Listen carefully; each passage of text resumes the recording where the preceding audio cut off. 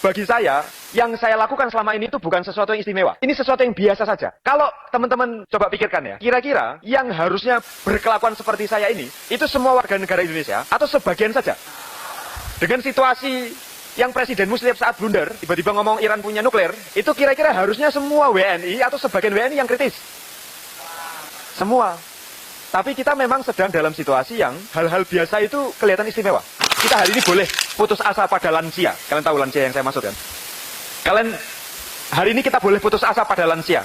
Tapi selama lahir anak-anak muda yang mencintai tanah airnya, saya yakin celah untuk berbenah masih ada. Semoga kita menjadi bagian yang akan membenahi Indonesia. Terima kasih. Assalamualaikum warahmatullahi wabarakatuh. Loh, masuk partai memang tidak boleh? Boleh. Tapi kalau mimpimu mengubah Indonesia, ya nggak bisa masuk partai. Masuk partai itu untuk mengubah nasibmu. Supaya awalnya naik Vario, bisa naik Mobilio gitu. Nasibnya aja yang diubah. Dan memang kayak gitu. Aktivis itu ada 3 tingkatan. Yang paling rendah itu yang bisa mengubah nasib dirinya. Jadi yang awalnya rekeningnya isinya 1 digit, itu pun minus. Jadi 2 digit. Itu orang-orang yang berhasil masuk partai dan seterusnya. Yang kedua itu berhasil mengubah nasib dirinya dan teman-temannya. Setelah dia sukses, dia ngajak yang lain sukses.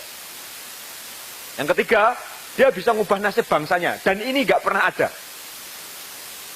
Maka, ayo, kalau teman-teman mau jadi aktivis, jangan jadi aktivis di level 1 atau 2. Di level yang ketiga, yang mimpinya adalah mengubah bangsa. Dan itu perjuangan yang panjang. Itu nggak cukup di kampus. Makanya meskipun saya sudah bukan ketua BEM, saya masih sering keliling untuk membangkitkan kesadarannya teman-teman. Enggak, saya enggak akan masuk partai dengan partai yang ada saat ini. Karena semuanya sama saja. Jadi tenang saja, Anda ini nggak akan saya politisasi, Anda nggak akan saya kapitalisasi. Perjuangan saya mungkin bukan murni terlalu tinggi lah. Tapi kalau saya menjilat demi berkuasa, lebih baik saya ternak kambing saja.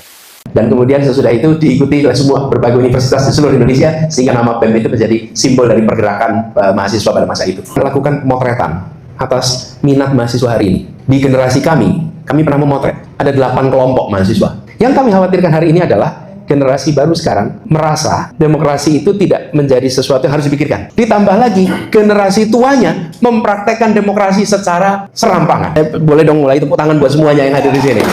Saya ini mengulang yang sebetulnya need not to be said, tapi saya rasa perlu diungkapkan. Terima kasih Theo dan teman-teman karena mengundang kita semua sehingga kita bisa kumpul semua lintas generasi yang belum pernah terjadi sebelumnya. Belum pernah. Jadi yang pertama itu nggak ada duanya. Yang pertama itu nggak ada. Ini adalah pertemuan pertama nih, nggak ada duanya tuh. Nah, karena itulah saya mau masuk generasi pertama ini. Ini nggak ada duanya, Pak. Yang mau saya komentari beberapa poin. Satu adalah tentang SMPT sampai kemudian menjadi BEM. Itu cerita sendiri ya. Kalau boleh saya ngomong sedikit masalah itu. Kita Theo beruntung sekali bahwa siang ini berkumpul ini Formas Ketir.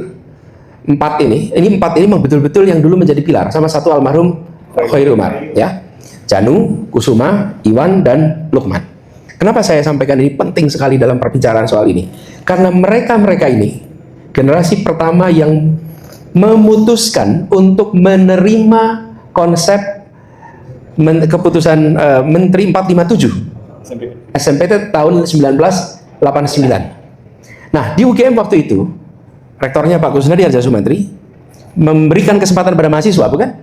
Dan pada saat itu ada yang menolak dan ada yang menerima. Okay?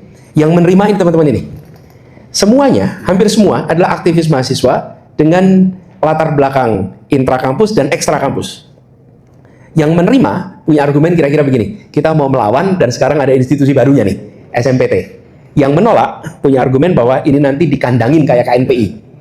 Okay? Karena KNPI dulu adalah tunggangannya Orde Baru. Nah, teman-teman ini masuk, tapi kenapa saya katakan menarik? Yang menerima SMPT banyak. Okay? Tetapi di Gajah Mada, generasi baru ini menyusun sebuah proses yang secara struktural itu benar. Satu, ada Badan Pekerja Kongres. Betul ya, Badan Pekerja Kongres? Oke, BP Kongres. Siapa Pak itu? BP Kongres. Tuh, namanya Iwan Samariansa ini di sini nih. Oke, yang kemudian jadi sekjen. Yang kedua, menyusun ADART yang rapi, yang tertib, yang benar. Kalau teman-teman lihat ADART-nya hari ini, dilihat ADART mereka yang disusun oleh angkatan pertama itu, Anda boleh bilang itu level intelektual yang high level. Betul. Karena Apa sih yang menarik ADRT-nya? ADRT-nya itu kalau bahasa ilmu politik namanya institutional design. Institutional design-nya itu dengan gagasan yang tadi sebagian dikatakan oleh Kusuma tentang urutan, tentang struktur, tentang peran. Itu ADART-nya terjadi dengan baik. Kenapa? Karena mereka yang ikut di dalam Badan Pekerja Kongres dan ikut Kongres hampir semuanya aktivis sudah matang, bukan aktivis baru memulai. Nah, saya waktu itu angkatan pertama sebagai panitia Kongres. Jadi saya ini levelnya gumun-gumun waktu itu. Datang dan terkagum-kagum dengan Janu, dengan Iwan, dengan Lukman. Mereka berdebat yang menyusut. Saya anggota panitia aja. Ketua Kongresnya siapa waktu itu ya? Ketua panitia Kongres. Lukman bukan? Bukan. Ketua panitianya. Lupa saya. Pokoknya saya anggota panitia Kongres. Saya menyaksikan dan di Kongres itu diprotes oleh yang tidak setuju SNPT. Di demo di Kaliurang. Saya mau teruskan itu, Tuan. Kenapa saya sampaikan ini penting? Karena kalau tidak ada fondasi institusional yang baik, saya rasa tidak mungkin bisa bertahan sampai sepanjang ini. Berjalan itu, ya. Yang kedua, kalau tidak ada basis institusional yang baik, tidak mungkin ditiru di berbagai universitas lain. Karena universitas lain itu dalam posisi bimbang. Kalau terima kok kayak KNPI. Waktu itu ya, kita nggak bicara sekarang. Kalau sekarang enak. Waktu itu tuh kooptasi luar biasa. Nah, tapi yang menarik, seperti dikatakan oleh siapa tadi, Lukman, ya, setiap kongres selalu ada rekomendasi. Dan rekomendasinya, rekomendasinya itu rekomendasi istinya perlawanan terhadap Orde Baru. Tidak ada rekomendasi yang sifatnya membebek atau menjilat Orde Baru. Tidak ada. Semua pernyataannya, sehingga tidak bisa lagi dikatakan bahwa Senat Mahasiswa adalah kepanjangan tangan kekuasaan. Tidak bisa.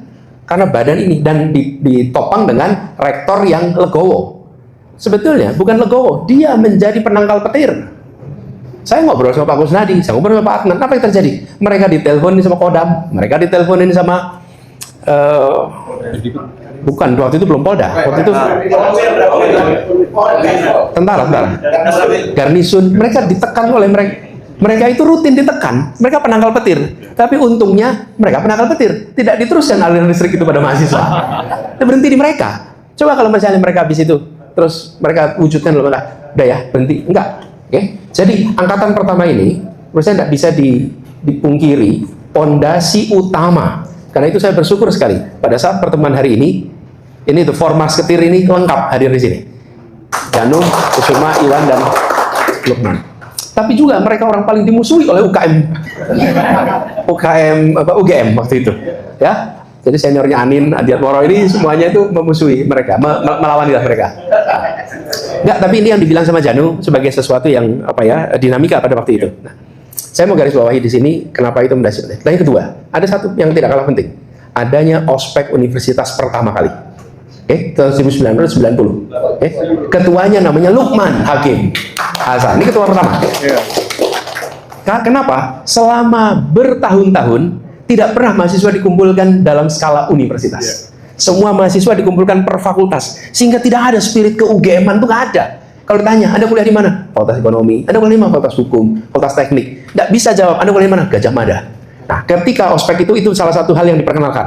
Bila Anda ditanya, Anda mahasiswa mana? Maka jawab, saya mahasiswa Universitas Gajah Mada. Baru nama fakultasnya. Diubah, jadi Anda Gajah Mada, bukan Anda fakultas. Nah, angkatan kedua, ketua ospek, saya yang dapat tanggung jawab sebagai ketua ospek. Nah, di situ kemudian Janu ketua PP, Badan Pelaksana, saya ikut dalam anggotanya Janu dan dapat tugas menjadi ketua ospek 1991. Itu saya kuliah tahun kedua. Nah, ini tantangan tersendiri teman-teman ketika bicara about ospek ini. Kenapa? Karena masih ada fanatisme fakultas yang selalu menonjol ketika acara ospek. Itu tidak bisa dihilangkan, bukan? Betul nggak teman-teman? Ospeknya 4 hari. Hari pertama. Halo teman, jumpa bersama saya di Politik Dangi. Ini sangat luar biasa teman. Bagaimana gebrakan hebat ya dan orasi hebat dari seorang Tio Ardianto yang sempat viral ya beberapa waktu yang lalu teman. Ya, seorang anak muda yang berani memberikan kritikan kepada penguasa teman. Menurut saya keren ya. Tio ini adalah gambaran anak muda masa kini, teman. Kalau di zaman dulu ya, zaman Orde Baru ya, ada aktivis-aktivis yang sangat kritis ya zaman itu. Ada Diana Tupulu dulu, teman-teman. Ada kemudian tokoh-tokoh reformasi ya kan. Dan per hari ini ya, bagaimana para mahasiswa juga sangat berperan aktif ya, memberikan kontribusi nyatanya melalui saran, masukan, kritikan ya kepada pemerintah. Menurut saya itu sangat wajar, apalagi negara kita adalah negara demokrasi yang kemudian memberikan ruang ya bagi siapapun untuk menyampaikan pendapat sesuai dengan koridor dan ketentuan yang berlaku. Menurut saya itu adalah hal yang sangat penting, teman. Ya, sama dengan Anies juga, seorang Anies Baswedan ya. Beliau juga tokoh kritis yang selalu memberikan kritikan ya kepada penguasa. Menurut saya itu sangat wajar ya. Apalagi Anies mengambil bagian sebagai oposisi ya di Republik ini. Bagaimana Anies Baswedan kita lihat ya di beberapa kesempatan, teman, memberikan kritik kepada Prabowo misalnya, menyoroti kebijakan-kebijakan yang dilakukan. Konsistensi Anies ini perlu diakui jempol, teman, sebab beliau betul-betul tahan menjadi oposisi. Semenjak beliau dipecat Pak Jokowi ya, atau diberhentikan dari jabatan sebagai menteri ya, Anies konsisten memberikan kritik kepada pemerintah sampai hari ini, teman-teman.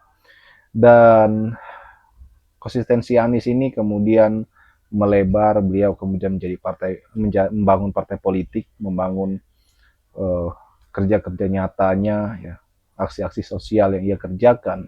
Menurut saya itu sangat keren, sangat luar biasa, teman.